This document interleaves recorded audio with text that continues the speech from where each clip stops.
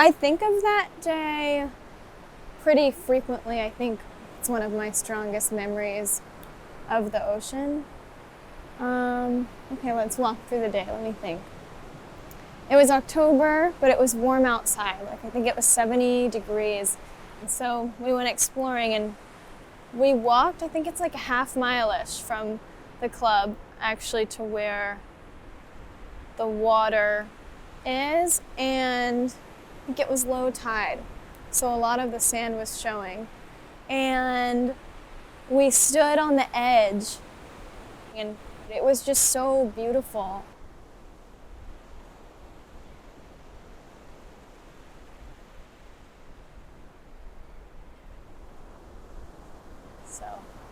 And then the next thing I remember is I was being dragged, like I stepped too far in the water and it was my knees below and those were being dragged across the sand. I was scratching against my skin a little, clawing my way back up, but I just didn't feel like I had any control at all. And I got hit in the face with a wave because they're coming from all directions. And they're just like small and choppy, but then they're bigger than you think and they're just rapid firing. Then it's a little bit hazy. By the time I had clawed back onto this triangle, Bailey and Declan were swept out on the other side.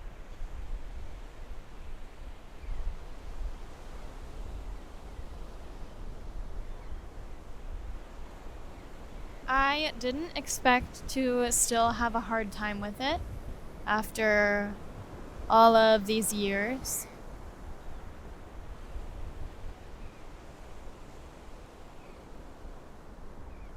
So Skylar, I watched her turn and run and jump off of the edge of the sand into the water, which was pretty crazy because at this point, Bailey was getting further away and Declan was floating off to the other side. And then I started to process what was going on, and then I remember I felt emotions start to bubble up and then I swallowed so that I would stop feeling them.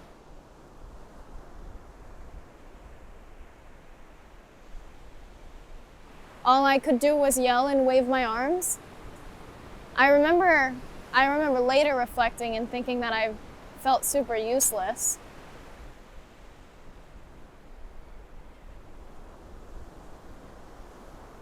I watched Declan come in on one of the sides, like he kind of washed up to the right. The next thing I remember is vividly the feeling of Declan's skin. It was cold. And then he was coughing up water. His lips were a little bit blue.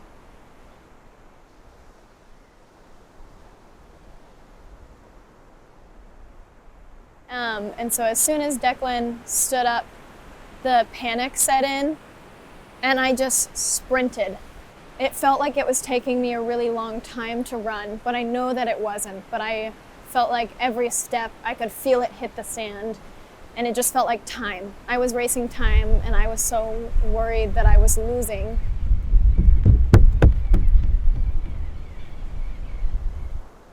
I got as close as I could to the dock, and I screamed Lisa's name, and her face dropped. Like, she knew immediately something was wrong. I don't remember that much after that. I remember telling her to call the Coast Guard, or maybe I told one of Skylar's friends. Lisa was like, she said, take me to them. So I grabbed her hand and we ran back to the point.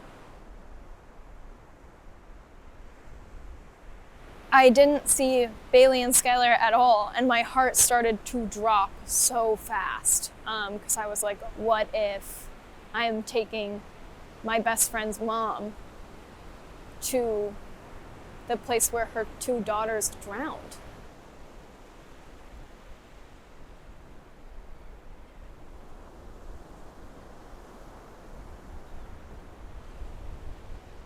But then to the left of Declan, I saw their figures laying on the beach. I got on the sand next to them and we just laid there for a while. And then I remember the feeling of Bailey's hand in mine, and it was also cold and it was clammy. It was cold and clammy, and her pulse I could feel in my hand. It was really light and thready, and she was quiet, but she just smiled softly, and we laid there.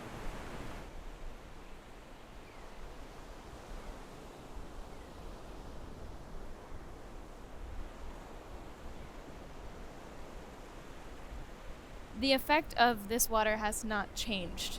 It still draws me in. It is still incredibly beautiful and daunting and different to anything I've seen. I don't know, there's just something about it. I feel like I'm always going to be called towards it for the rest of my life.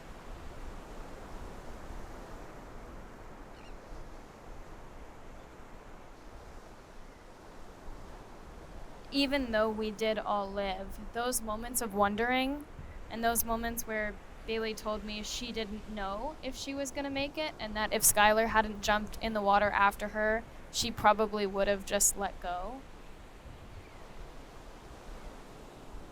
That will always haunt me. I will never not think about that.